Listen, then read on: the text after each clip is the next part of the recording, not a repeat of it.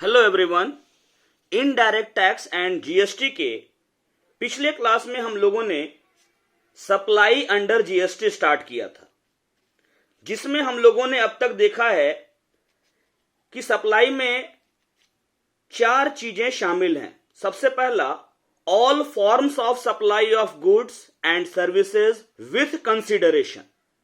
Consideration के बदले में, प्रतिफल के बदले में विभिन्न प्रकार की वस्तुओं और सेवाओं की आपूर्ति अगर की जाए तो उसे जीएसटी में सप्लाई माना गया है, ठीक है, और ये टैक्सेबल होगा। दूसरा, इंपोर्ट ऑफ सर्विस। कंसिडरेशन के बदले में, प्रतिफल के बदले में अगर सर्विसेज का इंपोर्ट करवाया गया है, चाहे वो इन द कोर्स ऑफ बिजनेस हो या इन फर्दरेंस ऑफ बिजनेस हो या नहीं हो, उसको सप्लाई माना जाएगा। और इसमें जीएसटी जो है रिवर्स चार्ज मैकेनिज्म के तहत लगेगा। इसके अलावा हम लोगों ने देखा शेड्यूल 1 में कुछ एक्टिविटीज को बताया गया है जो कि विदाउट कंसिडरेशन होता है, लेकिन विदाउट कंसिडरेशन, बिना प्रतिफल के होने के बावजूद भी उनको सप्लाई माना गया है। यह लिस्ट दिया गया है शेड्यूल 1 में। फर्स्ट नंबर था इसमें कि अगर बिजनेस के एसेट्स को परमानेंटली ट्रांसफर किया जाए या डिस्पोज किया जाए, और जिस एसेट को, यानी बिजनेस का जो एसेट परमानेंटली ट्रांसफर या डिस्पोज किया जा रहा है, उस पर अगर बिजनेस ने इनपुट टैक्स क्रेडिट का बेनिफिट ले लिया है, तो ऐसे बिजनेस एसेट को अगर फ्यूचर में ट्रांसफर किया जाता है तो उस पर जीएसटी लगेगा। दूसरा था कि अगर रिलेटेड पर्सन और डिस्टिंक्ट पर्संस के बीच में गुड्स या सर्विसेज का ट्रांजैक्शंस होता है तो उसको भी सप्लाई माना गया है। मतलब रिलेटेड पर्संस के बीच में या डिस्टिंक्ट पर्संस के बीच में गुड्स या सर्विसेज का लेन देन होता है, ठीक है, in the course of business, business के कोर्स में, और वो भी विदाउट कंसिडरेशन, तो उसको सप्लाई माना गया है। पर्संस को रिलेटेड तब माना गया है जब वो एक दूसरे के बिजनेस के डायरेक्टर हो, ऑफिसर हो, या वो लीगली बिजनेस में पार्टनर हो, या उनमें एम्प्लॉयर और एम्प्लॉय का रिलेशन है, या वो बिजनेस में डायरेक्टली या इनडायरेक्टली 25% से ज्यादा का ओनरशिप रखता हो। डायरेक्टली या इनडायरेक्टली अगर वो दूसरे के बिजनेस को, एक दूसरे के बिजनेस को कंट्रोल करते हो तो उनको भी रिलेटेड पर्संस माना गया है। अगर मतलब कि उन दोनों को, जिनको हम रिलेटेड पर्संस कह रहे हैं, अगर उन दोनों को कोई थर्ड पर्सन कंट्रोल कर रहा है तो भी उन दोनों को रिलेटेड पर्संस माना गया है। अगर वो एक ही फैमिली के मेंबर हैं तो भी रिलेटेड पर्संस हैं। डिस्टिंक्ट पर्सन, अगर कोई पर्सन एक से ज्यादा रजिस्ट्रेशन लेता है तो उस कंडीशन में हर एक सेपरेट रजिस्ट्रेशन के लिए उसको डिस्टिंक्ट पर्सन माना गया है। थर्ड हम लोग अब बढ़ेंगे, supply of goods by principal to agent और वाइस वर्सा। ये टॉपिक हमें आज से देखना है, supply of goods by principal to agent और वाइस वर्सा। मतलब प्रिंसिपल और एजेंट, मालिक और एजेंट के बीच में अगर गुड्स का लेन देन होता है, वो भी विदाउट कंसिडरेशन, चाहे वो प्रिंसिपल एजेंट को दे या एजेंट प्रिंसिपल को दे, उसको सप्लाई माना गया है। ए है by a principal to his agent where the agent undertakes to supply such goods on behalf of the principal। अगर प्रिंसिपल, मालिक, अपने एजेंट को गुड्स की डिलीवरी करता है और वो एजेंट प्रिंसिपल के बिहाफ पर, मालिक के बिहाफ पर, मालिक के बदले में अगर वो गुड्स को रिसीव करता है, तो इस तरह का जो सप्लाई हुआ है उसको जीएसटी में टैक्सेबल सप्लाई माना गया है।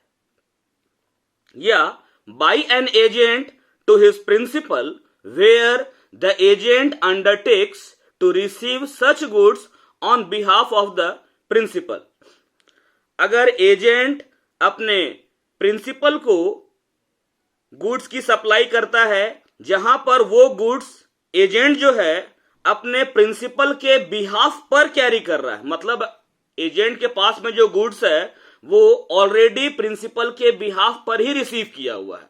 अब उसी गुड्स को अगर एजेंट अपने प्रिंसिपल को वापस सप्लाई करता है, अपने मालिक को फिर सप्लाई करता है विदाउट कंसिडरेशन, तो उसको सप्लाई माना जाएगा। एग्जाम्पल है यहां XYZ manufacturers limited located in Haryana engaged Motilal as an agent located in Punjab to sell goods on its behalf। ये बोल रहा है हरियाणा में स्थित XYZ मैन्युफैक्चरर्स लिमिटेड ने पंजाब में मोतीलाल को माल बेचने के लिए अपने एजेंट के रूप में नियुक्त किया। For the purpose of sale by agent XYZ manufacturers limited has supplied the goods to agent. XYZ manufacturers limited ने हरियाणा से माल को पंजाब में अपने एजेंट के पास भेजा ताकि एजेंट उसको आगे बेच सके। It is to be treated as supply of goods even though agent has not been paid any consideration yet। इस लेन देन को गुड्स की सप्लाई के रूप में माना जाएगा भले ही एजेंट ने अभी तक कोई कंसिडरेशन रिसीव नहीं किया है। यहां पर प्रिंसिपल है XYZ मैन्युफैक्चरर्स, एजेंट है पंजाब का मोतीलाल, मतलब मालिक रहता है हरियाणा में, एजेंट है पंजाब में। इस XYZ मैन्युफैक्चरर्स ने पंजाब के मोतीलाल को अपना एजेंट बनाया और ये एजेंट जो भी सेल कर रहा है अपने प्रिंसिपल के द्वारा जो सप्लाई किया गुड्स है उसी को सेल कर रहा है। तो अब यहां पर ये प्रिंसिपल जो एजेंट को सप्लाई कर रहा है विदाउट कंसिडरेशन, इसको सप्लाई माना जाएगा। दूसरा एग्जांपल है इसमें XYZ manufacturers limited located in Haryana engaged Motilal as an agent located in Punjab to purchase certain goods from Punjab market on its behalf every month and thereafter sent the same to XYZ manufacturers limited. Haryana में स्थित XYZ manufacturers limited ने पंजाब के मोतीलाल को हर महीने पंजाब के बाजार से माल खरीदने के लिए अपने एजेंट के रूप में नियुक्त किया। प्रिंसिपल जो है हरियाणा का XYZ मैन्युफैक्चरर, उसने पंजाब में मोतीलाल नाम के आदमी को अपना एजेंट बनाया ताकि वो हर महीने पंजाब से सामान खरीदे एजेंट के तौर पर अपने मालिक के बिहाफ पर। मोतीलाल माल खरीद कर हर महीने अपने प्रधान को, मालिक को भेज देता है। In such case, goods sent by agent to principal even without consideration shall be treated as supply of goods। ऐसे मामले में एजेंट के द्वारा प्रधान को, अपने मालिक को, प्रिंसिपल को विदाउट कंसिडरेशन भेजा गया जो गुड्स है उसको गुड्स की सप्लाई माना जाएगा। मतलब हम लोगों ने ये देखा कि अगर गुड्स की सप्लाई प्रिंसिपल और एजेंट के बीच में होती है और एजेंट अपने प्रिंसिपल के बिहाफ पर काम कर रहा है तो विदाउट कंसिडरेशन भी अगर सप्लाई होता है तो उसको जीएसटी लॉ में टैक्सेबल सप्लाई माना गया है। शेड्यूल 1 का जो लास्ट पॉइंट है, फोर्थ, ये है import of service from related person, संबंधित व्यक्ति से सेवा का आयात। ये बोल रहा है कि एक टैक्सेबल पर्सन अगर किसी रिलेटेड पर्सन से या इंडिया से बाहर अपने किसी भी इस्टेब्लिशमेंट से, इंस्टीट्यूशन से in the course of business या in furtherance of business services का इंपोर्ट करता है तो उसको सप्लाई माना जाएगा। हाँ, ऐसे मामले में जो गुड्स का इंपोर्टर है, जिसने सर्विसेज का इंपोर्ट करवाया है, उसको रिवर्स चार्ज मैकेनिज्म के तहत जीएसटी पे करना होगा। Import of service from related person लिखा है, import of services by a taxable person from a related person और from any of his other establishment outside India in the course or furtherance of business. In such case, the importer of service, that is recipients, shall be liable to pay GST as per applicable rate under RCM, that is reverse charge mechanism. Note में लिखा है, generally import of service without consideration shall not fall in the ambit of supply. However, if services are imported from a related person or from any of his other establishments outside India in the course or furtherance of business, even without consideration, shall fall in the ambit of supply and shall be liable to pay GST. Generally क्या होता है, without consideration यानी कि बिना प्रतिफल के अगर services का इंपोर्ट करवाया जाए, सेवाओं का आयात करवाया जाए, तो उसको मतलब कि ये जो है सप्लाई के डेफिनेशन में नहीं आता है। लेकिन अगर किसी संबंधित व्यक्ति से मतलब रिलेटेड पर्सन से या भारत से बाहर अपने ही किसी अन्य प्रतिष्ठान से कारोबार या कारोबार को आगे बढ़ाने के लिए सर्विसेज का इंपोर्ट किया जाता है, तो इसको मतलब ये जो इंपोर्ट है सर्विसेज का इन द कोर्स ऑफ बिजनेस, अगर रिलेटेड पर्सन से हो या फिर अपने ही किसी स्टैब्लिशमेंट से जो आउटसाइड इंडिया है, तो ये सप्लाई के दायरे में आएगा, भले ही इसमें कोई कंसिडरेशन नहीं हो और जीएसटी पे करना होगा। एग्जाम्पल लिया यहां एक, Manoj received consultancy service from his brother located in USA who is an architect with respect to his house in Delhi without consideration. It will not qualify as supply since the same has not been received in the course or furtherance of business. Manoj ने America में स्थित अपने भाई से, जो कि एक architect है, बिना किसी प्रतिफल के दिल्ली में अपने घर को बनवाने के लिए सेवा प्राप्त की। यह सेवा आपूर्ति के रूप में यानी कि सप्लाई के रूप में कर योग्य नहीं होगी, टैक्सेबल नहीं होगी, क्योंकि यह इन द कोर्स ऑफ बिजनेस या इन फर्दरेंस ऑफ बिजनेस के लिए रिसीव नहीं किया गया है। यहां पर मनोज जो है वो रिलेटेड पर्सन अपने भाई से सर्विसेज ले रहा है अपने घर को बनवाने के लिए, न कि in the course of business. इसीलिए सप्लाई को माने कि ये जो इंपोर्ट है सर्विसेज का, इसको सप्लाई नहीं माना गया है। दूसरा है,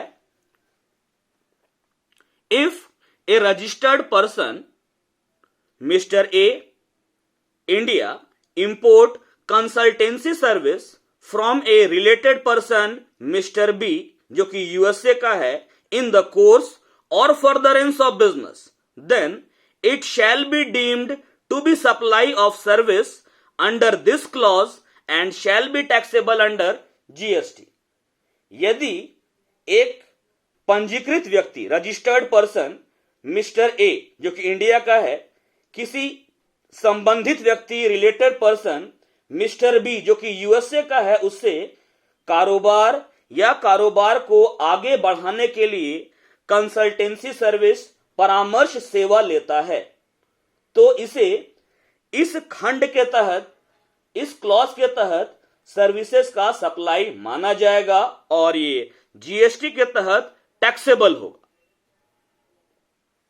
तो हम लोगों ने ये देखा है कि कुछ एक्टिविटीज ऐसी हैं जिसको शेड्यूल 1 में स्पेसिफाई किया गया। ये एक्टिविटीज विदाउट कंसिडरेशन के होने के बावजूद इनको टैक्सेबल सप्लाई माना गया है।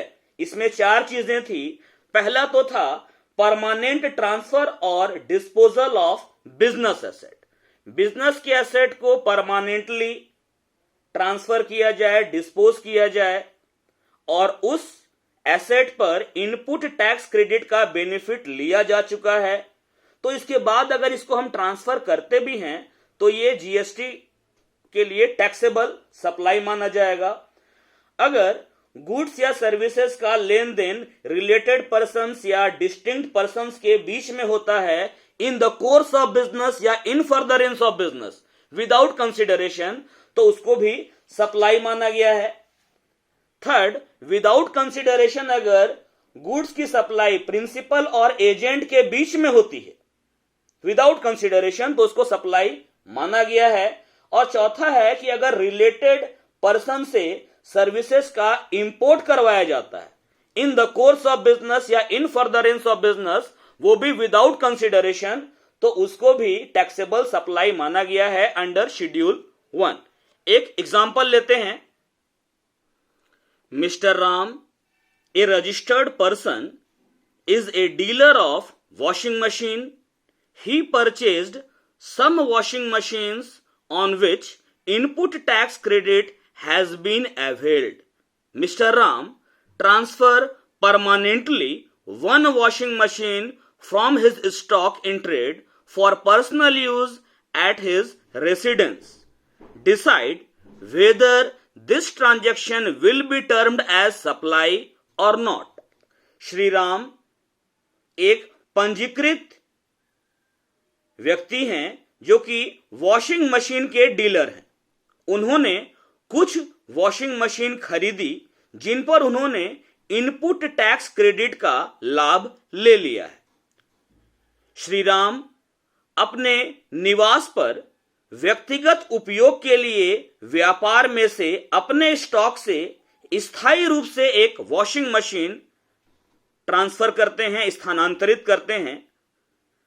तय करना है कि क्या इस लेन देन को आपूर्ति के रूप में यानी कि सप्लाई के रूप में माना जाएगा या नहीं।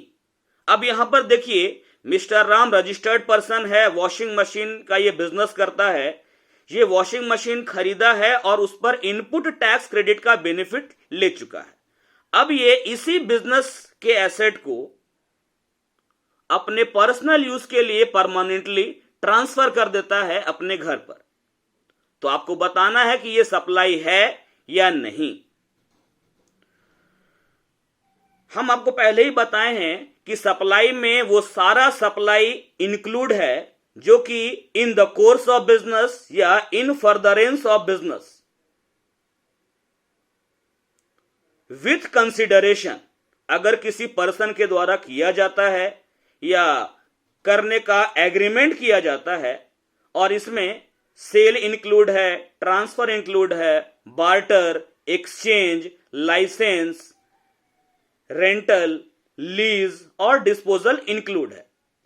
शेड्यूल 1 कहता है कि बिजनेस का जो एसेट है, जो व्यावसायिक संपत्ति है, उसको अगर परमानेंटली ट्रांसफर या डिस्पोज किया जाता है तो उसको सप्लाई माना जाएगा यदि ऐसे बिजनेस एसेट पर इनपुट टैक्स क्रेडिट का बेनिफिट लिया गया है और फिर इसको कहीं और विदाउट कंसिडरेशन ट्रांसफर कर दिया गया है। तो हम लोग ये कह सकते हैं कि राम जो कि वॉशिंग मशीन को ट्रांसफर कर रहा है अपने घर पर, ये वॉशिंग मशीन बिजनेस के यूज का था, बिजनेस का एसेट था और इस पर ये इनपुट टैक्स क्रेडिट ले चुका है। इसी कारण से इसको जीएसटी में सप्लाई माना जाएगा और मिस्टर राम जो है वो जीएसटी के रूप में टैक्स देने के लिए लायबल होगा। लिखा है यहां, supply includes all forms of supply of goods and services such as sale, transfer, barter, exchange, licence, rental, lease और disposal made or agreed to be made for a consideration by a person in course of or furtherance of business. As per Schedule 1, in case of permanent transfer or disposal of business asset where input tax credit has been availed on such assets shall be treated as supply even if goods are supplied without consideration. In the view of above provision, washing machine transfer by the Ram for his household purposes on which he has already taken input tax credit shall be treated as supply and Mr. Ram is liable to pay GST. फिर से एक बार, आपूर्ति में वे सभी आपूर्तियां शामिल हैं जो कि कारोबार के दौरान या उसको आगे बढ़ाने के लिए प्रतिफल के बदले में किसी व्यक्ति के द्वारा की जाती है या किए जाने का करार किया जाता है, और इसमें बिक्री, अंतरण, वस्तु विनिमय, आपका विनिमय, लाइसेंस, किराया, पट्टा और निपटान शामिल हैं।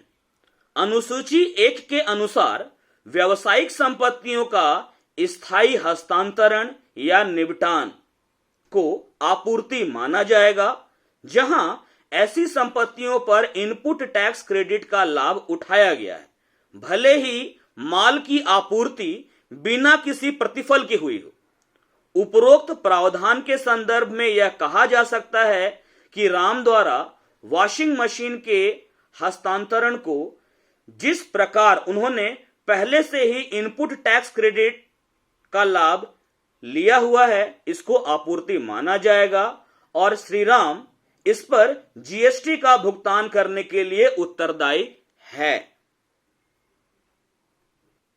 Thank you. अगले क्लास में हम लोग देखेंगे कुछ ट्रांजैक्शंस या गतिविधियां जिसको कि section 7 sub section 1 sub clause A, B या सी के किसी भी प्रोविजन के अकॉर्डिंग सप्लाई माना जाता है, तो उसको शेड्यूल 2 में ये मतलब क्लासिफिकेशन किया गया है कि वो गुड्स का सप्लाई है या सर्विसेज सप्लाई है। मतलब किसी सप्लाई को गुड्स की सप्लाई माना जाए या सर्विसेज की सप्लाई माना जाए, इसको लेकर शेड्यूल 2 में कुछ डिफरेंसेस किया गया है जिसको हम अगले क्लास में देखेंगे। Thank you.